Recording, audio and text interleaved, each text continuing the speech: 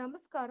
ಬೋಧೆಯ ಶುಭ ಮುಂಜಾನೆ ಪ್ರೀತಿಯ ವಿದ್ಯಾರ್ಥಿಗಳಿಗೆ, ಶಾಲಾ ಶಿಕ್ಷಕರಿಗೆ ಹಾಗೂ ಶಾಲಾ ಸಿಬ್ಬಂದಿ ವರ್ಗದವ್ರಿಗೆ ನಿಮ್ಮೆಲ್ಲರಿಗೂ ಮೊದಲನೇದಾಗಿ ಹೊಸ ವರ್ಷದ ಹಾರ್ದಿಕ ಶುಭಾಶಯಗಳು. 2025ನೇ ಇಸ್ವಿ ನಿಮ್ಮ ಪಾಲಿಗೆ ಬಹಳಷ್ಟು ಸಂತೋಷ, ಸಮೃದ್ಧಿ ಹಾಗೂ ಸಂತೃಪ್ತಿಯನ್ನ ತಂದ್ಕೊಡ್ಲಿ ಅಂತ ವಿದ್ಯಾಶಕ್ತಿಯ ಮೂಲಕ ನಾವೆಲ್ಲ ಆಶಿಸ್ತೇವೆ.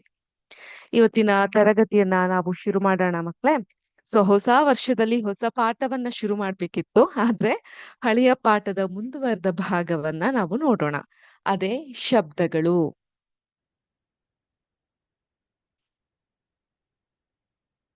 ಶಬ್ದ ಶಬ್ದ ಅಂದ ತಕ್ಷಣ ಏನ್ ನೆನಪಾಗತ್ ನಿಮ್ಗೆ? ಸೌಂಡ್ ಅಲ್ವಾ? ಶಬ್ದವೇದಿ ನೆನಪಾಗುತ್ತಾ? ಏನು ಶಬ್ದವೇದಿ ಅಂದ್ರೆ ಕನ್ನಡ ಚಲನಚಿತ್ರದ ಹೆಸರು. ಶಬ್ದವೇದಿ ಅಂತ ಹೇಳಿದ್ರೆ ಶಬ್ದವನ್ನ ಗ್ರಹಿಸ್ತಾ ನಾವು ಹೋಗುವಂಥದ್ದು. ಉದಾಹರಣೆಗೆ ನಿಮ್ಮ ಟೆಕ್ಸ್ಟ್ ಬುಕ್ ನಲ್ಲೇ ಒಂದು ಎಕ್ಸಾಂಪಲ್ ಇತ್ತು ನಿಮ್ಗೆ. ನಿಮ್ ಹಿಂದೆ ಯಾರಾದ್ರೂ ಬರ್ತಿದ್ದಾರೆ ಅಂದ್ರೆ ಅವರ ಒಂದು ಪಾದದ ಶಬ್ದಕ್ಕೆ ನಿಮ್ಗೆ ಕೇಳಿಸ್ಬಿಡುತ್ತೆ, ಅರ್ಥ ಆಗ್ಬಿಡುತ್ತೆ ಅಂತ. ಸೊ ಇದು ಕೂಡ ಹಾಗೇನೆ. ಸೊ ಅದಕ್ಕೆ ಸಂಬಂಧಪಟ್ಟಂತಹ ಒಂದಿಷ್ಟು ಚಟುವಟಿಕೆಗಳನ್ನೆಲ್ಲ ನಾವು ಕಲಿತಾ ಹೋದ್ವಿ. ಈಗ ಚಟುವಟಿಕೆ 9.4 ಈ ಒಂದು ಚಟುವಟಿಕೆ ಏನಿದೆ ಇದನ್ನ ನಾವು ನೋಡೋಣ. ಚಟುವಟಿಕೆ 9.4ರಲ್ಲಿ ಒಂದು ಟೊಳ್ಳಾದ ತೆಂಗಿನ ಚಿಪ್ಪನ್ನ ತೆಗೆದುಕೊಂಡು ಮತ್ತು ಅದರಿಂದ ಕಿನ್ನರಿ ಸಂಗೀತ ವಾದ್ಯವನ್ನ ತಯಾರಿಸಿ. ನೀವು ಇದನ್ನ ಮಣ್ಣಿನ ಕುಡಿಕೆಯಿಂದಲೂ ತಯಾರಿಸಬಹುದು.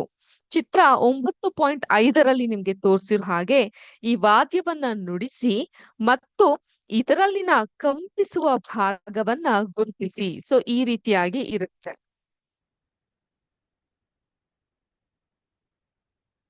ಈ ಒಂದು ಚಿತ್ರದಲ್ಲಿ ಕಾಣ್ತಾ ಇದೆಯಲ್ಲ, ಆ ರೀತಿಯಾಗಿ ಇರುತ್ತೆ ಈ ಕಿನ್ನರಿ ಅನ್ನುವಂತಹ ವಾದ್ಯ. ಸೊ ಸಾಮಾನ್ಯವಾಗಿ ನಾವೆಲ್ಲ ಬಾಲ್ಯದಲ್ಲಿ, ಬಹುಶಃ ನೀವು ಇನ್ನು ಬಾಲ್ಯದಲ್ಲೇ ಇದ್ದೀರಾ, ಬಾಲ್ಯದಲ್ಲಿ ಇರ್ಬೇಕಾದ್ರೆ ಈ ಕಿನ್ನರಿ ವಾದ್ಯದಲ್ಲಿ ಆಟಗಳನ್ನ ಆಡಿರಬಹುದು. ಕೆಲವೊಂದು ಪ್ರವಾಸಿಯ ತಾಣಗಳಿಗೆ ಹೋದಾಗ ಅಲ್ಲೂ ಕೂಡ ಇಂತಹ ಕಿನ್ನರಿಯನ್ನ ನಾವು ಕಂಡಿರಬಹುದು ಅಲ್ವಾ? ಆಟ ಆಡಿರಬಹುದು, ಅದರಲ್ಲಿ ಸಂಗೀತವನ್ನ ನುಡಿಸಿರಬಹುದು. ಕೆಲವ್ರಿಗಂತೂ ಅದರಲ್ಲಿ ಬಹಳಷ್ಟು ಪ್ರಾವೀಣ್ಯತೆ ಕೂಡ ಇರಬಹುದು. ಸೊ ಈ ಒಂದು ಕಿನ್ನರಿಯನ್ನ ನುಡಿಸ್ತಾ ಇದ್ದಾಗ ಅದರಲ್ಲಿ ಕಂಪಿಸುವ ಭಾಗವನ್ನ ನಾವು ಗುರ್ತಿಸ್ಕೊಂತಾ ಹೋಗ್ಬೇಕಾಗತ್ತೆ. ಟೊಯ್ ಟೊಯ್ ಅನ್ನುವಂತಹ ಭಾಗ ಏನಿರ್ತಲ್ಲ ಅದು.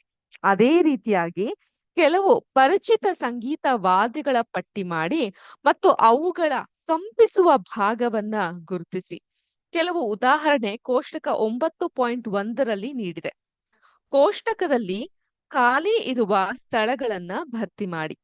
ಕೋಷ್ಟಕದಲ್ಲಿ ಸಂಗೀತ ವಾದ್ಯಗಳು ಮತ್ತು ಅವುಗಳು ಕಂಪಿಸುವ ಭಾಗಗಳು ಇರುತ್ತೆ.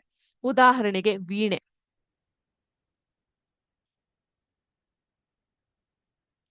ಅಥವಾ ಈ ಒಂದು ತಬಲ. ನಿಮ್ಮ ಟೆಕ್ಸ್ಟ್ ಬುಕ್ ನಲ್ಲಿ ಹೇಳಿರೋ ಹಾಗೆ ತಬಲ. ವೀಣೆಯಲ್ಲಿ ಬಿಗಿಗೊಳಿಸಿದಂತಹ ತಂತಿ, ತಬಲದಲ್ಲಿ ಬಿಗಿಗೊಳಿಸಿದಂತಹ ಪೊರೆ. ತಬಲ ಹೇಗಿರುತ್ತೆ? Excuse me. ತಬಲ ಈ ರೀತಿಯಾಗಿ ಇರುತ್ತೆ, ಹೌದಾ?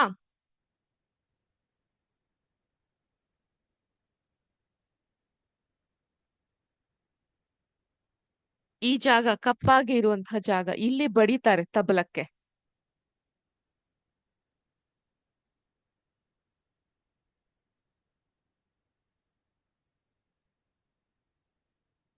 ಏನಿದು? ಡೋಲು. ಡೋಲ್ನಲ್ಲೂ ಕೂಡ ಇದೇ ರೀತಿಯಾದಂತಹ ಈ ಜಾಗಕ್ಕೆ ಬಡಿತಾ ಹೋಗ್ತಾರೆ. ಬಿಗಿಗೊಳಿಸಿದಂತಹ ಪೊರೆ ಇರುತ್ತೆ. ಅದೇ ತರ ತಂಬೂರಿ. ತಂಬೂರಿ ಕೇಳಿದೀರಾ? ತಂಬೂರಿ ಮೀಟಿದವ ಅನ್ನೋಂತ ಹಾಡನ್ನೇ ಕೇಳಿರಬಹುದು ನೀವು. ಇಲ್ಲಿ ತಂತಿಗಳಿರುತ್ತೆ, ಈ ತಂತಿಗಳನ್ನ ಮೀಟ್ತಾ ಹೋಗ್ತಾರೆ. ಹಾರ್ಮೋನಿಯಂ. ಹಾರ್ಮೋನಿಯಂ ನೋಡಿದ್ದೀರಾ ಹೇಗಿರುತ್ತೆ ಅಂತ? ಈ ರೀತಿಯಾದಂತಹ ಭಾಗಗಳಿರುತ್ತೆ. ಸೊ ಅದ್ರ ಹಿಂದೆ ಒಂದು ಚೀಲ ಈ ರೀತಿಯಾಗಿರುತ್ತೆ. ಇದನ್ನು ಮೀಟ್ತಾ ಹೋದಾಗ ಇಲ್ಲೂ ಕೂಡ ಅದು ಸರಿ ದೂಗ್ತಾ ಹೋಗುತ್ತೆ. ಅದೇ ರೀತಿ ಕಂಸಾಳೆ, ಘಟಂ, ನೂಟ್ ಅಂದ್ರೆ ಮಣ್ಣಿನ ಮಡಕೆ ಮತ್ತು ಕರತಾಳಗಳನ್ನ ನೀವು ನೋಡಿರಬಹುದು. ನೂಟ್ ಬಗ್ಗೆ ನೀವು ಕೇಳಿಲ್ದೇ ಇರಬಹುದು, ಆದ್ರೆ ಕರ್ನಾಟಕದ ಪರಂಪರೆಯನ್ನ ನಾವು ಗಮನಿಸ್ತಾ ಹೋದಾಗ ಕೆಲವೊಂದು ರಾಷ್ಟ್ರಗಳಿಗೆ ತನ್ನದೇ ಆದಂತಹ ಪರಂಪರೆ ಉಳ್ಳಂತಹ ಸಂಗೀತ ವಾದ್ಯಗಳು ಇರುತ್ತೆ. ಉದಾಹರಣೆಗೆ ಈ ತಮಿಳ್ನಾಡ್ ಕಡೆ ಎಲ್ಲ ಈ ವೀಣೆ ಆಗಿರಬಹುದು, ತಂಬೂರಿ ಆಗಿರಬಹುದು, ಅವುಗಳನ್ನ ನೀವು ಕಾಣ್ತಾ ಹೋಗ್ತೀರಾ. ಅದೇ ರೀತಿ ಈ ಹೈದರಾಬಾದ್ ಪ್ರಾಂತ್ಯಗಳಲ್ಲೆಲ್ಲ ಈ ತಬಲ ವಾದ್ಯಗಳು, ಡೋಳುಗಳನ್ನ ಹೆಚ್ಚಾಗಿ ನಾವು ಕಾಣ್ತಾ ಹೋಗಬಹುದು. ಹಾಗೇನೆ ನಮ್ಮ ಕರ್ನಾಟಕದಲ್ಲಿ ಘಟಂ ಅಂತ ಕರೀತಾರೆ. ಏನಂತ ಕರೀತಾರೆ? ಘಟಂ ಅಂತ ಕರೀತಾರೆ. ಘಟಂ ಅಂದ್ರೆ ಒಂದು ಮಡಕೆಯನ್ನ ಬಿಗಿಗೊಳಿಸಿ ಇರ್ತಾರೆ. ಆ ಮಡಕೆಯಿಂದ ಶಬ್ದ ಮಾಡುವಂತಹದ್ದು. ಅರ್ಥ ಆಯ್ತಾ? ಈ ಸಂಗೀತ ವಾದ್ಯಗಳು ನಮ್ಮ ದೇಶದ ಹಲವಾರು ಭಾಗಗಳಲ್ಲಿ ಬಳಸ್ತಾರೆ. ಈ ವಾದ್ಯಗಳನ್ನ ಸರಳವಾಗಿ ಕೈಯಿಂದ ತಟ್ಟಲಾಗುತ್ತದೆ ಮತ್ತು ಬಾರಿಸಲಾಗುತ್ತದೆ. ಇದೇ ರೀತಿಯ ಇತರೆ ಸಂಗೀತ ವಾದ್ಯಗಳನ್ನ ಹೆಸರಿಸ್ತೀರಾ? ನಾ ಆಗ್ಲೇ ಹೇಳ್ದಂಗೆ ತಂಬೂರಿ ಆಗಿರಬಹುದು, ಡೋಲುಗಳಾಗಿರಬಹುದು, ಅಥವಾ ಹ್ಮ್ ಈ ಒಂದು ಈಗ ತಾನೇ ಹೇಳಿದ್ರೆ ಹಾರ್ಮೋನಿಯಂ ಆಗಿರಬಹುದು. ಇವೆಲ್ಲ ಕೈಯಿಂದಾನೇ ನುಡ್ಸುವಂಥದ್ದು. ಕರತಾಳ, ಕರತಾಳ ಕಂಸಾಳೆ ಅಂತ ಕರಿತೀವಲ್ಲ ಅದೇ. ಈ ರೀತಿಯಾಗಿ ತಟ್ಟೆ ತರ ಇರುತ್ತೆ ಎರಡು. ಈ ತಟ್ಟೆಗಳನ್ನ ಜೋಡಿಸಿ ಹಾಡುವಂಥದ್ದು. ಕನ್ನಡದ ಚಿತ್ರಗಳಲ್ಲೂ ಕೂಡ ನೀವು ಕಾಣಬಹುದು. ಕೋಲು ಮಂಡಲೆ ಜಂಗಮ ದೇವ ಅನ್ನುವಂತಹ ಗೀತೆ ಇದೆ. ಜೋಡಿ ಹಾಕಿ ಅಲ್ಲ, ಜನ್ಮದ ಜೋಡಿ ಚಿತ್ರದ್ದು. ಆ ಚಿತ್ರದಲ್ಲಿ ಈ ಕಂಸಾಳೆಯ ವಾದ್ಯವನ್ನ ನುಡಿಸಿದ್ದಾರೆ. ಅರ್ಥ ಆಯ್ತಾ? ಈಗ್ಲೂ ಕೂಡ ಈ ಒಂದು ದೈವ ಆರಾಧನೆ ನಡಿಬೇಕಾದ್ರೆ, ದೇವರ ಭಜನೆಗಳು ನಡೀತಿರ್ಬೇಕಾದ್ರೆ ಆ ಒಂದು ಆ ಏನು ಕರತಾಳ ಏನಿದೆ ಅದನ್ನ ಹೀಗೆ ಕೈಯಲ್ಲಿ ಹೊಡಿತಾ ಹೋಗ್ತಾರೆ. ಅದೊಂದು ಸೌಂಡ್ ಅನ್ನ, ಶಬ್ದವನ್ನ ನಮ್ಗೆ ನೀಡುತ್ತೆ ಅನ್ನುವಂಥ ಕಾರಣದಿಂದ. ಚಟುವಟಿಕೆ 9.5 6-8 ಬಟ್ಟಲುಗಳು ಅಥವಾ ಲೋಟಗಳನ್ನ ತೆಗೆದುಕೊಳ್ಳಿ. ಅವುಗಳಲ್ಲಿ ಬೇರೆ ಬೇರೆ ಮಟ್ಟಕ್ಕೆ ನೀರನ್ನ ಒಂದು ಕಡೆಯಿಂದ ಮತ್ತೊಂದು ಕಡೆಗೆ ನಿಧಾನವಾಗಿ ಏರಿಕೆಯಾಗುವಂತೆ ತುಂಬಿರಿ. ಅಂದ್ರೆ ಅಸೆಂಡಿಂಗ್ ಆರ್ಡರ್ ಅಲ್ಲಿ ತುಂಬಿರಿ. ಒಂದು ಪೆನ್ಸಿಲ್ ತೆಗೆದುಕೊಂಡು ಲೋಟಗಳನ್ನ ಮೆಲ್ಲಗೆ ಬಡಿಯಿರಿ. ಅವುಗಳನ್ನ ಒಂದರ ನಂತರ ಮತ್ತೊಂದನ್ನ ಕ್ರಮವಾಗಿ ಬಡಿಯಿರಿ. ಒಂದು ಹಿತವಾದ ಶಬ್ದವನ್ನ ನೀವು ಕೇಳುವಿರಿ. ಇದೇ ನಿಮ್ಮ ಜಲತರಂಗ. ವಾಟರ್ ವೇವ್ಸ್ ಅಂತ ಕರೀತಾರೆ. ಜಲತರಂಗ. ಅರ್ಥ ಆಯ್ತಾ? ಸೊ ನಿಮ್ಮ ಟೆಕ್ಸ್ಟ್ ಬುಕ್ ಅಲ್ಲಿ ತೋರಿಸಿದಾರೆ ಜಲತರಂಗ ಅಂತ ಹೇಳಿದ್ರೆ ಏನು ಅಂತ. ನೀರನ್ನ ಏರಿಸ್ಕೊಂತ ಆ ರೀತಿಯಾಗಿ ಮೀಟೋದು. ಸೊ ಮನೇಲಿ ಇದನ್ನ ಮಾಡಬಹುದು. ಯಾಕೆ ಹೀಗ್ ಮಾಡ್ತಾ ಇದೆ ಅಂತ ಕೇಳಿದ್ರೆ ನಮ್ಮ ಶಿಕ್ಷಕರೇ ಹೇಳಿದ್ದಾರೆ. ನಮ್ ಟೆಕ್ಸ್ಟ್ ಬುಕ್ ಅಲ್ಲಿ ಈ ಒಂದು ಚಟುವಟಿಕೆ ಇದೆ ಅಂತ ಹೇಳ್ಬಹುದು ಅಲ್ವಾ? ಹೇಳ್ತೀರಾ? ಓಕೆ. ನಾವು ವೀಣೆ ಅಥವಾ ಸಿತಾರ್‌ನಂತಹ ವಾದ್ಯದ ತಂತಿಯನ್ನ ಮೀಟಿದಾಗ ಕೇಳುವ ಶಬ್ದ ಕೇವಲ ತಂತಿಯಿಂದ ಉಂಟಾಗೋದಿಲ್ಲ. ಸಂಪೂರ್ಣ ವಾದ್ಯವು ಕಂಪನಕ್ಕೆ ಒಳಗಾಗುತ್ತೆ ಮತ್ತು ನಾವು ಆಲಿಸುವ ಶಬ್ದವು ವಾದ್ಯದ ಕಂಪನವಾಗಿದೆ.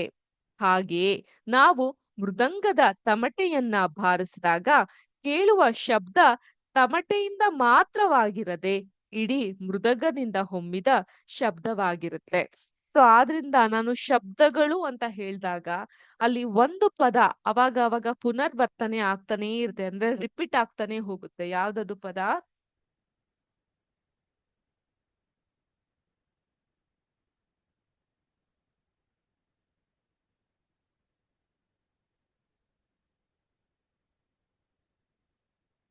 ಕಂಪನ.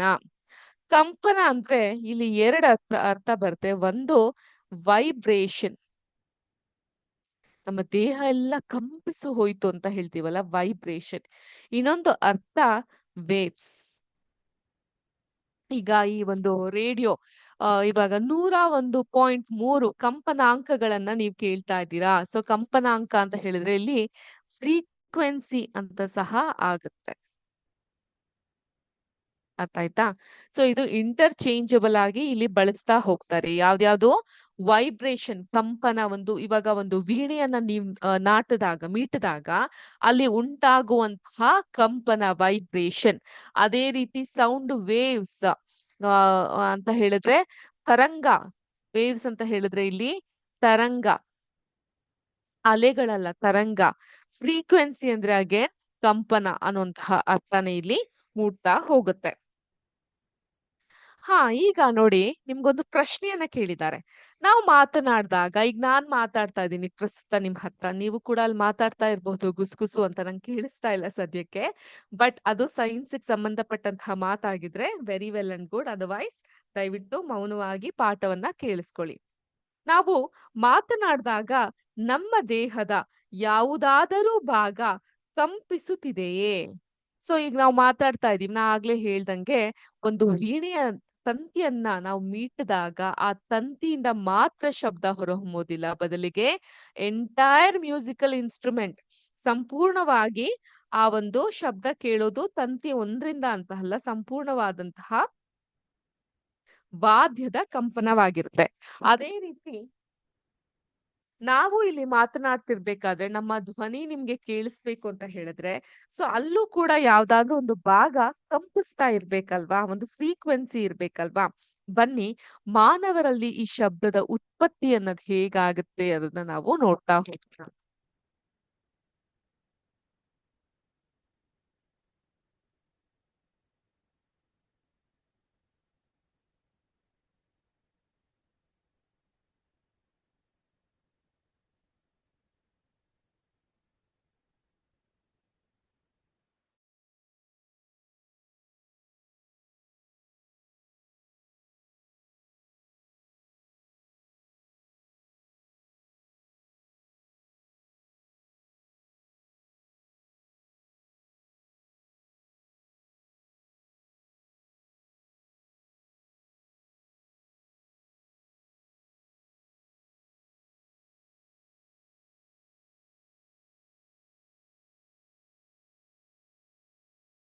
Continue, sir.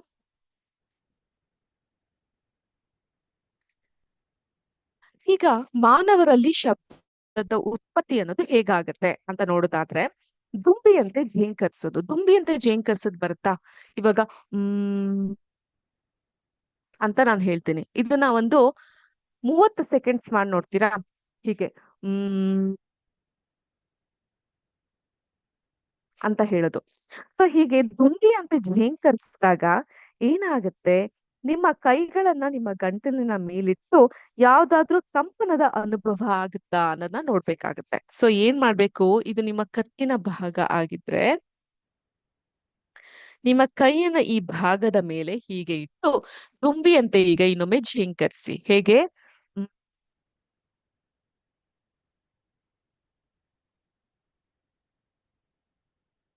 ಕಂಪನ ಯಾವ್ದಾದ್ರು ಆಗ್ತಾ ಇದೆಯಾ? ಸೊ ನೀವು ಸಹ ಮಾಡ್ತೀರಾ? ಸೊ ಹೀಗೆ ಮಾಡಿದಾಗ ಒಂದು ರೀತಿಯಾದಂತಹ ಕಂಪನ ನಮ್ಮಲ್ಲೂ ಕೂಡ ಉಂಟಾಗುತ್ತೆ. ಆನ್ಲೈನ್ ಮಾಡ್ತಾ ಇದ್ದೀರಾ ನೀವು ಕಂಪನಾನ? ಸೊ ಈಗ ಮಾನವರಲ್ಲಿ ಈ ರೀತಿ ಶಬ್ದವನ್ನ ಉಂಟು ಮಾಡಿದಾಗ ಶಬ್ದ ಅನ್ನೋದು ಲ್ಯಾರಿಂಗ್ಸ್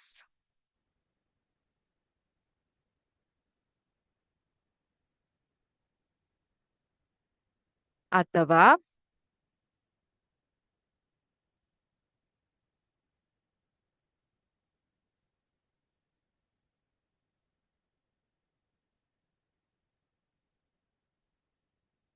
ಧ್ವನಿ ಪೆಟ್ಟಿಗೆ ಇಂದ ಉತ್ಪತ್ತಿ ಆಗುತ್ತೆ. ಬೆರಳುಗಳನ್ನ ನಿಮ್ಮ ಗಂಟಲಿನ ಮೇಲೆ ಇರಿಸಿ ನೀವು ಏನನ್ನಾದ್ರೂ ನುಂಗುವ ಗಟ್ಟಿಯಾದ ಉಬ್ಬಿದ ಭಾಗವು ಚಲಿಸುವುದೇ ಎಂಬುದನ್ನ ಪರೀಕ್ಷಿಸಿ.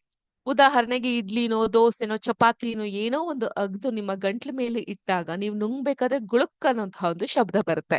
ಎಷ್ಟೋ ಸಲ ನೀರ್ ಕುಡಿಬೇಕಾದ್ರೂ ಕೂಡ ಇಂತಹ ಒಂದು ಶಬ್ದ ಬರುತ್ತೆ. ಅದಕ್ಕೆ ಕಾರಣ ನಮ್ಮ ಗಂಟಲಿನಲ್ಲಿ ಇರುವಂತಹ ಈ ಒಂದು ಲ್ಯಾರಿಂಗ್ಸ್. ಅರ್ಥ ಆಯ್ತಾ?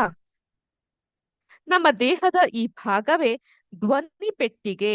ಧ್ವನಿ ಪೆಟ್ಟಿಗೆ ಇದು ಶ್ವಾಸನಾಳದ ಮೇಲ್ತುದಿಯಲ್ಲಿ ಇದೆ. ಧ್ವನಿ ಪೆಟ್ಟಿಗೆ ಅಥವಾ ಧ್ವನಿ ಪೆಟ್ಟಿಗೆಯ ಉದ್ದಕ್ಕೂ 2 ಧ್ವನಿ ತಂತುಗಳು ಇರುತ್ತೆ.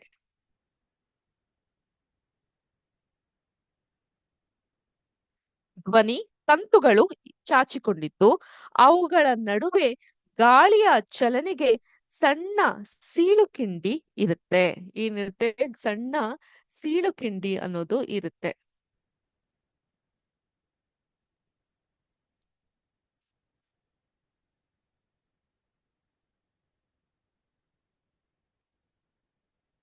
ನಿಮ್ಮ ಟೆಕ್ಸ್ಟ್ ಬುಕ್ ನಲ್ಲಿ ತೋರಿಸಿದಾರೆ ನೋಡಿ, ಮಾನವನ ಧ್ವನಿ ಪೆಟ್ಟಿಗೆ ಅನ್ನೋದು ಹೇಗಿರುತ್ತೆ ಅಂತ.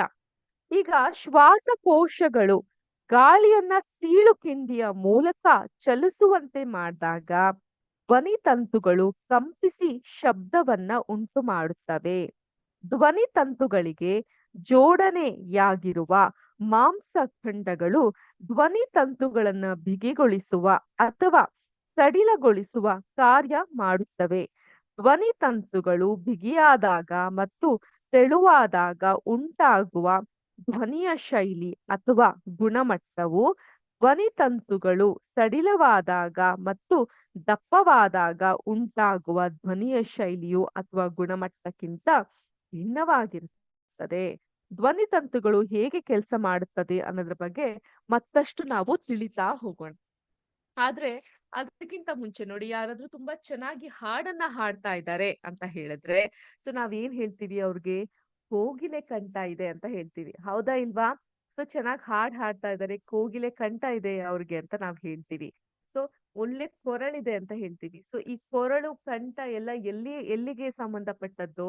ನಮ್ಮ ಕುತ್ತಿಗೆಯ ಭಾಗಕ್ಕೆ ಸಂಬಂಧಪಟ್ಟದ್ದು ಅಲ್ವಾ? ಕುತ್ತಿಗೆಯ ಭಾಗಕ್ಕೆ ಸಂಬಂಧಪಟ್ಟದ್ದು. ಹಾಗಾದ್ರೆ ಈ ಒಂದು ಲ್ಯಾರಿಂಕ್ಸ್ ಅನ್ನೋದು ಹೇಗಿರುತ್ತೆ ಅದನ್ನ ನಾವು ನೋಡೋಣ. ನೋಡಿದ್ರಾ? ಇದು ನಮ್ಮ ಒಂದು ಕುತ್ತಿಗೆಯ ಪ್ರದೇಶ. ಸೊ ಇಲ್ಲಿ 2 ತಂತುಗಳನ್ನ ನೀವು ಗಮನಿಸ್ತಾ ಹೋಗಬಹುದು. ಶ್ವಾಸಕೋಶ ಈ ಒಂದು ಸೀಳು ಕಂಡಿಯ ಮೂಲಕ ಚಲಿಸುವಂತೆ ಮಾಡಿದಾಗ ಈ ಧ್ವನಿ ತಂತುಗಳು ಕಂಪಿಸಿ ಅದು ಕಂಪನವನ್ನ, ಒಂದು ವೈಬ್ರೇಷನ್ ಉಂಟು ಮಾಡುತ್ತೆ. ಸೊ ಅದರ ಮೂಲಕ ನಾವು ಮಾತಾಡುವಂತಹ ಮಾತು ಧ್ವನಿಯ ಮೂಲಕ ಆಚೆ ಬರ್ತಾ ಹೋಗುತ್ತೆ. ಈ ರೀತಿಯಾಗಿ ಇರುತ್ತೆ. ಓಕೆ, ಇಲ್ಲಿ ಇನ್ನೊಂದು ಚಿತ್ರವನ್ನ ನೋಡಬಹುದು. ಸೊ ಹೇಗೆ ಧ್ವನಿ ಪೆಟ್ಟಿಗೆ ಅಥವಾ ಲ್ಯಾರಿಂಗ್ಸ್ ಅನ್ನೋದು ಈ ನೀಲಿ ನಕ್ಷೆಯ ರೂಪದಲ್ಲಿ ಇರೋದು ಲ್ಯಾರಿಂಗ್ಸ್ ಅನ್ನೋದು ಕೆಲಸ ಮಾಡುತ್ತೆ ಅನ್ನೋದನ್ನ ನಾವು ನೋಡ್ತಾ ಹೋಗ್ಬಹುದು. ಓಕೆ, ಕಾಣಿಸ್ತಾ ಇದೆ ಎಲ್ಲರಿಗೂ?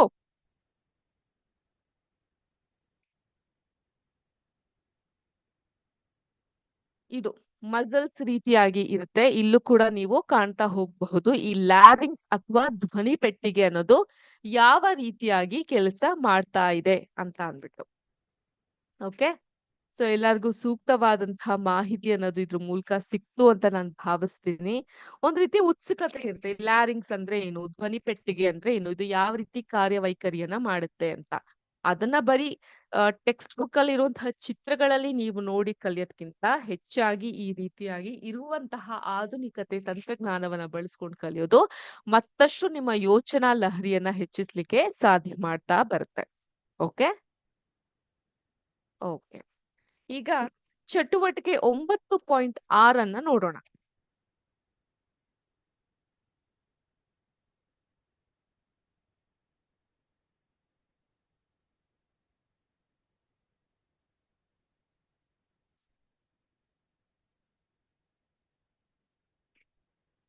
ಒಂದೇ ಗಾತ್ರವಿರುವಂತಹ 2 ರಬ್ಬರ್ ಪಟ್ಟಿಗಳನ್ನು ತೆಗೆದುಕೊಳ್ಳಿ. ಅವುಗಳನ್ನು ಒಂದರ ಮೇಲೊಂದು ಇರಿಸಿ ಬಿಗಿಯಾಗಿ ಎಳೆಯಿರಿ. ಈಗ ಅವುಗಳ ನಡುವಿನ ಕಿಂಡಿಯ ಮೂಲಕ ಗಾಳಿಯನ್ನ ಊದಿರಿ. ಚಿತ್ರ 9.9a ಯಲ್ಲಿ ತೋರಿಸಿರೋ ಹಾಗೆ ಎಳೆದು ಹಿಡಿದ ರಬ್ಬರ್ ಪಟ್ಟಿಗಳ ಮೂಲಕ ಗಾಳಿಯನ್ನ ಊದಿದಾಗ ಶಬ್ದ ಉತ್ಪತ್ತಿಯಾಗುತ್ತೆ. ಸೀಳು ಕಿಂಡಿ ಇರುವ ಕಾಗದವನ್ನ ನಿಮ್ಮ ಬೆರಳುಗಳ ನಡುವೆ ಹಿಡಿದುಕೊಳ್ಳಿ. ಈಗ ಸೀಳಿ ಕಿಂಡಿಯ ಮೂಲಕ ಗಾಳಿಯನ್ನ ಊದಿ ಮತ್ತು ಉಂಟಾದ ಶಬ್ದವನ್ನ ಆಲಿಸಿ. ನಿಮ್ಮ ಧ್ವನಿತಂತುಗಳು ಸಹ ಇದೇ ರೀತಿಯಾದಂತಹ ಶಬ್ದವನ್ನ ಉಂಟು ಮಾಡುತ್ತೆ ಅನ್ನೋದನ್ನ ನಮ್ಮ ಗಮನಕ್ಕೆ ನಾವು ತಂದ್ಕೊಳ್ಬಹುದು. ಸೊ ಈ ಚಟುವಟಿಕೆ ಎಲ್ಲ ನಿಮ್ಗೆ ಒಂದ್ ಸ್ವಲ್ಪ ಪಠ್ಯದ ರೀತಿಯಲ್ಲಿ ಕೊಟ್ಟಿದ್ದಾರೆ. ಪಠ್ಯೇತರವಾಗೂ ಕೂಡ ಇಂತಹ ಚಟುವಟಿಕೆಗಳನ್ನ ಸಾಮಾನ್ಯವಾಗಿ ನಾವು ಮನೆಗಳಲ್ಲೂ ಮಾಡ್ತಾ ಇರ್ತೀವಲ್ವಾ? ಏನೋ ಒಂದು ತುಂಟುತನ, ಏನೋ ಒಂದು ಆಟ ಆಡ್ತಿರ್ಬೇಕಾದ್ರೆ ಇಂತಹ ಚಟುವಟಿಕೆಗಳನ್ನ ಮಾಡ್ತಾ ಹೋಗ್ತೀವಿ. ಈಗ ಇದೊಂದು ಇಂಪಾರ್ಟೆಂಟ್ ಇನ್ಫಾರ್ಮೇಶನ್ ಇದೆ, ನೋಟ್ ಮಾಡ್ಕೊಳ್ಳಿ, ಇಲ್ಲ ಅಂಡರ್ಲೈನ್ ಮಾಡ್ಕೊಳ್ಳಿ. ಪೇಜ್ ನಂಬರ್ 146ರಲ್ಲಿ ಪುರುಷರಲ್ಲಿ ಧ್ವನಿ ತಂತುಗಳು ಸುಮಾರು 20 mm ಉದ್ದವಿರುತ್ತದೆ. ಮಹಿಳೆಯರಲ್ಲಿ ಧ್ವನಿತಂತು ಸುಮಾರು 15 mm ಉದ್ದ ಇರುತ್ತೆ. ಮಕ್ಕಳು ಅತಿ ಚಿಕ್ಕದಾದ ಧ್ವನಿ ತಂತುಗಳನ್ನ ಹೊಂದಿರ್ತಾರೆ. ಪುರುಷರ, ಮಹಿಳೆಯರ ಮತ್ತು ಮಕ್ಕಳ ಧ್ವನಿಗಳು ಏಕೆ ಭಿನ್ನವಾಗಿರ್ತವೆ ಎನ್ನುವುದಕ್ಕೆ ಇದೇ ಕಾರಣ. ಈ ಒಂದು ತಂತುಗಳು ಈ ರೀತಿ ಉದ್ದ ಗಿಡ್ಡ ಇರೋದ್ರಿಂದ. ಸೊ ಸಾಮಾನ್ಯವಾಗಿ ಪುರುಷರದೇ ಜಾಸ್ತಿ ಇರುತ್ತೆ, ಆದ್ರೆ ಹೆಚ್ಚು ಮಾತನಾಡೋದು ಯಾರು? ಮಹಿಳೆಯರು. ಹೌದಾ? ನಿಮ್ ಕ್ಲಾಸಲ್ಲೂ ಹಾಗೇನಾ? ಹುಡುಗಿರೇ ಜಾಸ್ತಿ ಮಾತಾಡ್ತಾರಾ ಅಥವಾ ಹುಡುಗರು ಜಾಸ್ತಿ ಮಾತಾಡ್ತಾರಾ? ಯಾರದೇ ಆಗಿರ್ಲಿ, ಧ್ವನಿ ಮಾತ್ರ ನಿಮ್ಮೆಲ್ಲರಿಗಿಂತ ನಂದೇ ಜೋರಾಗಿದೆ ಅಲ್ವಾ? ಓಕೆ, ಶಬ್ದ ಪ್ರಸಾರಕ್ಕೆ ಮಾಧ್ಯಮದ ಅವಶ್ಯಕತೆ ಇದೆ.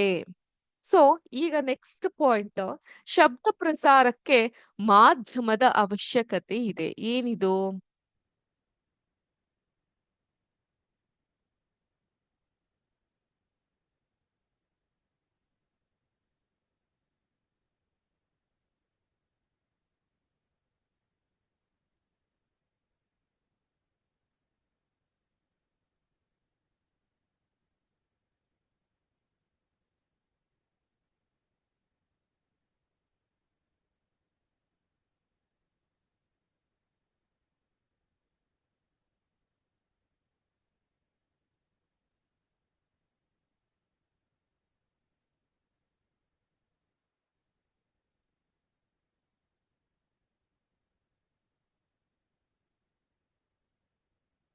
ಸ್ವಲ್ಪ ದೂರದಲ್ಲಿ ನಿಂತಿರುವ ನಿಮ್ಮ ಗೆಳತಿಯನ್ನ ಕೂಗಿ ಕರೆದಾಗ ಆಕೆ ನಿಮ್ಮ ಧ್ವನಿಯನ್ನ ಕೇಳಲು ಸಾಧ್ಯವಾಗುತ್ತದೆ. ಅವಳ ಬಳಿಗೆ ಶಬ್ದವು ಹೇಗೆ ಪ್ರಸಾರವಾಗುತ್ತದೆ ಅಥವಾ ಚಲಿಸುತ್ತದೆ ಅನ್ನೋದು ನಿಮ್ಗೆ ಗೊತ್ತಾ? So ಈಗ ಒಬ್ಬ ವ್ಯಕ್ತಿ ಹೀಗಿರ್ತಾನೆ ಅಂತ ಇಟ್ಕೊಳ್ಳಿ.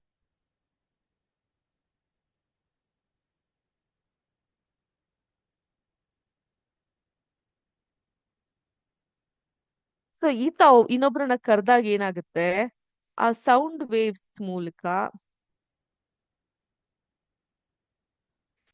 ಈ ಮಾತಾಡಿರೋದು ಇನ್ನೊಬ್ರು ಕಿವಿಗೆ ಬೀಳುವಂತಹ ಸಾಧ್ಯತೆ ಇರುತ್ತೆ ಅಲ್ವಾ? ಕಿವಿಗೆ, ಇದು ಕಿವಿ ಹೀಗಿರುತ್ತಾ? ಕಿವಿಗೆ ಬೀಳುವಂತಹ ಸಾಧ್ಯತೆ ಇರುತ್ತೆ. ಆದರೆ ಆ ವ್ಯಕ್ತಿ ಬಹಳ ದೂರದಲ್ಲಿ ಇದ್ದಾಗ ಸೊ ಏನಾಗುತ್ತೆ, ಈಗ ನೋಡಿ ನಾನು ಎಲ್ಲಿದ್ದೀನಿ, ಇಲ್ಲಿ ಬೆಂಗಳೂರಿನಲ್ಲಿ ಕೂತಿದ್ದೀನಿ. ಈ ಕ್ಲಾಸ್ಗಳು ಎಲ್ಲಿ ನಡೀತಾ ಇದೆ? ಕರ್ನಾಟಕ ರಾಜ್ಯಾದ್ಯಂತ ನಡೀತಾ ಇದೆ. ಸೊ ನಾನ್ ಮಾತಾಡ್ತಾ ಇರುವಂತಹ ನನ್ನ ಧ್ವನಿ ಈಗ ನಿಮ್ಮೆಲ್ಲಾರ್ಗೂ ಕೇಳಿಸ್ತಾ ಇದೆ ಅಂದ್ರೆ ಅದಕ್ಕೆ ಕಾರಣ ಏನು? ಒಂದು ಮಾಧ್ಯಮ, ಒಂದು ಮೋಡ್ ಅಲ್ವಾ? ಒಂದು ಚಟುವಟಿಕೆಯನ್ನ ಈ ಒಂದು ದೃಷ್ಟಿಯಲ್ಲಿ ನೋಡೋಣ, ಅವಾಗ ನಿಮ್ಗೆ ಇನ್ನೂ ಕ್ಲಿಯರ್ ಆಗಿ ಅರ್ಥ ಆಗುತ್ತೆ. ಚಟುವಟಿಕೆ 9.7, ಒಂದು ಲೋಹದ ಅಥವಾ ಗಾಜಿನ ಲೋಟವನ್ನ ತೆಗೆದುಕೊಳ್ಳಿ. ಅದು ಒಣಗಿರುವುದನ್ನ ಖಾತ್ರಿಪಡಿಸಿಕೊಳ್ಳಿ. ಒಂದು ಸೆಲ್ ಫೋನ್ ಅನ್ನ ಅದರಲ್ಲಿ ಇರಿಸಿ. ಸೆಲ್ ಫೋನ್ ಅನ್ನ ನೀರಿನಲ್ಲಿ ಇರಿಸಬಾರದೆಂಬುದನ್ನ ನೆನ್ಪಿಡಿ. ಸೊ ನೀರಲ್ಲಿ ಇರುವಂತಹ ಲೋಟ ಅಲ್ಲ, ಹಾಗೆ ಖಾಲಿ ಇರುವಂತಹ ಲೋಟ. ಈ ಸೆಲ್ ಫೋನಿಗೆ ಮತ್ತೊಂದು ಸೆಲ್ ಫೋನಿಂದ ಕರೆ ಮಾಡಲು ನಿಮ್ಮ ಸ್ನೇಹಿತನಿಗೆ ತಿಳಿಸಿ. ಕರೆಯ ಸದ್ದನ್ನ ಗಮನವಿರಿಸಿ ಆಲಿಸಿ. ಈಗ ಲೋಟದ ಅಂಚನ್ನ ನಿಮ್ಮ ಕೈಗಳಿಂದ ಸುತ್ತಿ ಹಿಡಿಯಿರಿ. ನಿಮ್ಮ ಕೈಗಳ ನಡುವಿನ ರಂಧ್ರಗಳಲ್ಲಿ ನಿಮ್ಮ ಬಾಯಿಯನ್ನ ಇರಿಸಿ ನಿಮ್ಮ ಗೆಳೆಯನಿಗೆ ಮತ್ತೊಮ್ಮೆ ಕರೆ ಮಾಡಲು ಸೂಚಿಸಿ. ಲೋಟದಲ್ಲಿ ಇರುವ ಗಾಳಿಯನ್ನ ಎಳೆದುಕೊಳ್ಳುತ್ತಾ ಕರೆಯ ಸದ್ದನ್ನ ಆಲಿಸಿ. ಗಾಳಿಯನ್ನ ಎಳೆದುಕೊಳ್ಳುತ್ತಿದ್ದಂತೆ ಶಬ್ದವು ಅಸ್ಪಷ್ಟವಾಯಿತೆ. ಲೋಟವನ್ನ ನಿಮ್ಮ ಬಾಯಿಂದ ತೆಗೆಯಿರಿ ಮತ್ತು ಶಬ್ದವು ಹೆಚ್ಚಾಯಿತೆ. ಸೊ ಇದೆಲ್ಲ ನೀವು ಸಾಮಾನ್ಯವಾಗಿ ಆಡಿರುವಂತಹ ಆಟಗಳೇ, ಇದೇನು ಹೊಸ್ತೇನಲ್ಲ. ಸೊ ಒಂದು ಲೋಟದ ಒಳಗೆ ಈ ರೀತಿ ಶಬ್ದವ ಆದಾಗ ನೀವ್ ಏನ್ ಮಾಡ್ತೀರಿ, ಕೈಯನ್ನ ಇಟ್ರು ಅಥವಾ ಬಾಯಿಯನ್ನ ಅದ್ರೊಳಗೆ ಇಟ್ರು ಕೂಡ ಆ ಶಬ್ದ ಏನಾಗುತ್ತೆ, ಕಮ್ಮಿ ಇರುತ್ತೆ. ಸೊ ನೀವ್ ತೆಗೆದ ತಕ್ಷಣ ಜೋರಾಗಿ ಎಲ್ಲರಿಗೂ ಕೇಳಲಿಕ್ಕೆ ಸಾಧ್ಯ ಆಗುತ್ತೆ. ನಿಮ್ಮ ಫೋನ್, ಉದಾಹರಣೆಗೆ ಫೋನಿನ ಭಾಗ ಈ ರೀತಿಯಾಗಿ ಇರುತ್ತೆ. ಕಾಣ್ತಾ ಇದೆ ಅಂತ ಭಾವಿಸ್ತೀನಿ. ಇಲ್ಲಿರೋ ತಂತುನ ನಾನು ಗಟ್ಟಿಯಾಗಿ ಹೀಗೆ ಹಿಡಿದ್ರೆ ಶಬ್ದ ಅಷ್ಟು ಸ್ಪಷ್ಟವಾಗಿ ಕೇಳಿಸಲ್ಲ, ಆದ್ರೆ ಇದನ್ನ ತೆಗೆದ ತಕ್ಷಣ ಜೋರಾಗಿ ಕೇಳೋ ಹಾಗೆ ಆಗುತ್ತೆ. ಇದಕ್ಕೆ ವಿವರಣೆಯನ್ನ ನೀವು ಯೋಚಿಸಬಲ್ಲಿರಾ? ಕರೆಯ ಸದ್ದು ಕ್ಷೀಣಿಸ್ತಾ ಹೋಗಲು ಲೋಟದಲ್ಲಿರುವ ಗಾಳಿಯ ಪ್ರಮಾಣ ಕಡಿಮೆಯಾಗುವಿಕೆಯು ಕಾರಣವಾಗಿರುವ ಸಾಧ್ಯತೆ ಇದೆಯೇ? ಲೋಟದಲ್ಲಿ ಇರುವ ಎಲ್ಲಾ ಗಾಳಿಯನ್ನ ನೀವು ಹೀರಿಕೊಳ್ಳುವ ಹಾಗಿದ್ದರೆ ನೀವು ಯಾವುದೇ ಶಬ್ದವನ್ನ ಕೇಳುವುದಿಲ್ಲ. ವಾಸ್ತವದಲ್ಲಿ ಶಬ್ದ ಪ್ರಸಾರಕ್ಕೆ ಮಾಧ್ಯಮದ ಅವಶ್ಯಕತೆ ಇದೆ. ಸೊ ವಾಸ್ತವದಲ್ಲಿ ಶಬ್ದ ಪ್ರಸಾರಕ್ಕೆ ಮಾಧ್ಯಮದ ಅವಶ್ಯಕತೆ ಇದೆ. ಪಾತ್ರೆಯಿಂದ ಗಾಳಿಯನ್ನ ಸಂಪೂರ್ಣವಾಗಿ ತೆಗೆದು ಹಾಕಿದರೆ ಪಾತ್ರೆಯಲ್ಲಿ ನಿರ್ವಾತ ಏರ್ಪಟ್ಟಿರುತ್ತದೆ.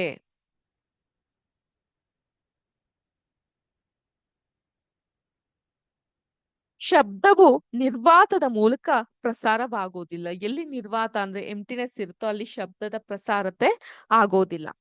ಹಾಗಾದರೆ ಶಬ್ದವು ದ್ರವಗಳ ಮೂಲಕ ಪ್ರಸಾರವಾಗುತ್ತದೆ ಎಂಬುದನ್ನ ನಾವು ತಿಳಿಯಕ್ಕೆ ಹೋಗೋಣ ಈಗ ಮುಂದೆ.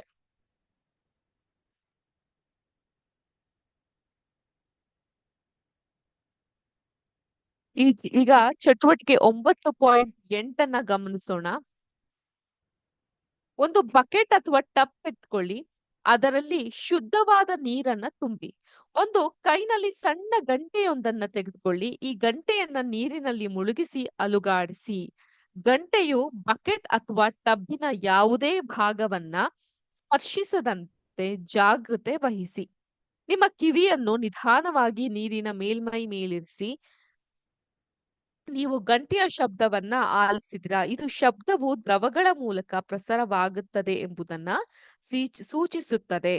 ಹಾಗಾದರೆ ತಿಮಿಂಗಗಳು ಮತ್ತು ಡಾಲ್ಫಿನ್ಗಳು ನೀರಿನಲ್ಲಿ ಹೀಗೆಯೇ ಸಂವಹಿಸುತ್ತಿರಬಹುದು ಎಂಬುದು ತಿಳಿಯಿತು ಅಲ್ವಾ? ಇಲ್ಲಾಂದ್ರೆ ಜಲಾಚರಗಳು ನೀರಿನಲ್ಲಿ ಏನ್ ಮಾಡ್ತಾ ಅದೆಲ್ಲ ಆಚ್ ಕಡೆ ನಮಗೂ ಕೂಡ ಕೇಳೋ ಹಾಗೆ ಇರ್ತಾ ಇತ್ತು ಏನೋ. ಶಬ್ದಗಳು ಘನಗಳ ಮೂಲಕವೂ ಪ್ರಸಾರವಾಗುತ್ತಿದೆಯೇ ಎಂಬುದನ್ನ ಈಗ ನಾವು ತಿಳಿತಾ ಹೋಗೋಣ. ಈಗ ದ್ರವಗಳ ಮೂಲಕ ಹೇಗೆ ಶಬ್ದಗಳು ಪ್ರಸಾರವಾಗುತ್ತೆ ಅನ್ನೋದನ್ನ ಚಟುವಟಿಕೆ 9.8ರಲ್ಲಿ ಕಲ್ತ್ವಿ. ಅದೇ ರೀತಿ ದ್ರವಗಳ ಮೂಲಕ ಅವುಗಳ ಸಂಚಾರ ಇದೆಯಾ ಅನ್ನೋದನ್ನ ಚಟುವಟಿಕೆ 9.9ರಲ್ಲಿ ನಾವು ಕಲಿತಾ ಹೋಗೋಣ. ಒಂದು ಉದ್ದದ ಲೋಹದ ಸಲಾಕೆ ಅಥವಾ ಮೀಟರ್ ಸ್ಕೇಲ್ ಅನ್ನ ತೆಗೆದುಕೊಳ್ಳಿ ಮತ್ತು ಅದರ ಒಂದು ತುದಿಯನ್ನ ನಿಮ್ಮ ಕಿವಿಯ ಬಳಿ ಇರಿಸಿ. ಇನ್ನೊಂದು ತುದಿಯನ್ನ ಮೆಲ್ಲಗೆ ತಟ್ಟಲು ಅಥವಾ ಬೆರಳಿನಿಂದ ಗೀರಲು ನಿಮ್ಮ ಗೆಳೆಯನಿಗೆ ಸೂಚಿಸಿ. ನಿಮಗೆ ಗೀರುವ ಶಬ್ದ ಕೇಳಿಸಿತೆ, ನಿಮ್ಮ ಸುತ್ತ ಇರುವ ಗೆಳೆಯರಿಗೂ ಈ ಶಬ್ದ ಕೇಳಿಸಿತೆ ಅಂತ ಕೇಳಿ ತಿಳಿಯಿರಿ. ನೆಕ್ಸ್ಟ್, ಉದ್ದನೆಯ ಮರದ ಅಥವಾ ಲೋಹದ ಮೇಜಿನ ಮೇಲೆ ಒಂದು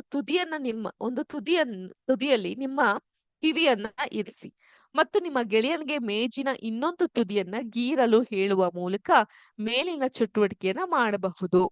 ಸೊ ಇಲ್ಲಿ ಚಟುವಟಿಕೆಯಾಗಿ ತೋರಿಸಿದ್ದಾರೆ. ಇದನ್ನೆಲ್ಲ ನಾವು ಪ್ರೈಮರಿ ಕ್ಲಾಸ್ ನಲ್ಲಿ ಇದ್ದಾಗಲೇ ಆಟದ ರೀತಿಯಲ್ಲಿ ಮಾಡಿದೀರಾ ಅಂತ ನೀವು ಹೇಳ್ಬಹುದು. ಶಬ್ದವು ಮರ ಅಥವಾ ಲೋಹದ ಮೂಲಕ ಪ್ರಸಾರವಾಗುತ್ತೆ ಅನ್ನೋದು ನಮ್ಗೆ ಇದರಿಂದ ಗೊತ್ತಾಗುತ್ತೆ.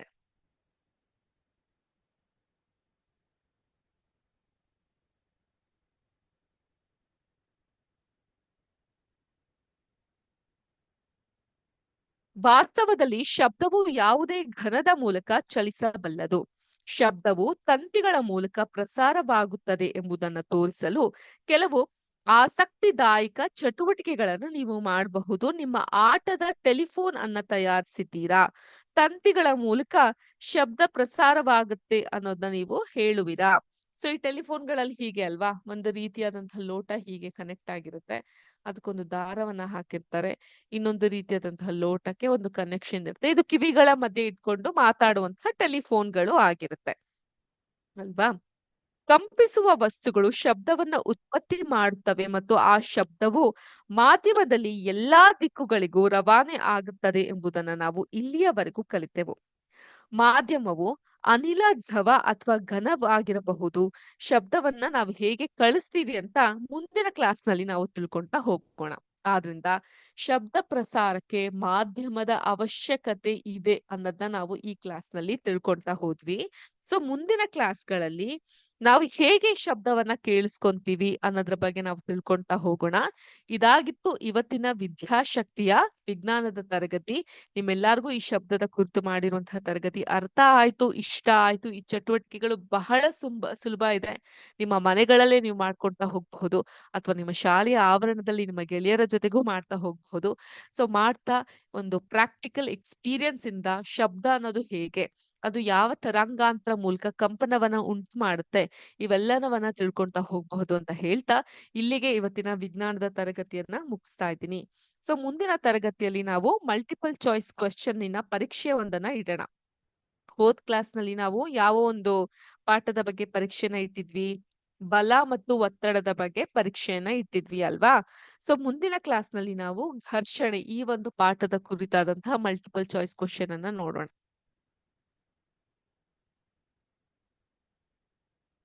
ಘರ್ಷಣೆ ಈ ಒಂದು ಪಾಠದ ಮಲ್ಟಿಪಲ್ ಚಾಯ್ಸ್ ಕ್ವೆಶ್ಚನ್ ಮುಂದಿನ ಕ್ಲಾಸ್ ಅಂತ ಹೇಳಿದ್ರೆ ಮುಂದೆ ಸೋಮವಾರ ಅಲ್ವಾ? ಸೋಮವಾರದ ಕ್ಲಾಸ್ ನಲ್ಲಿ ಘರ್ಷಣೆ ಕುರಿತಾದಂತಹ ಮಲ್ಟಿಪಲ್ ಚಾಯ್ಸ್ ಕ್ವಶನ್ ಅನ್ನ ನಾವು ನೋಡ್ತಾ ಹೋಗೋಣ.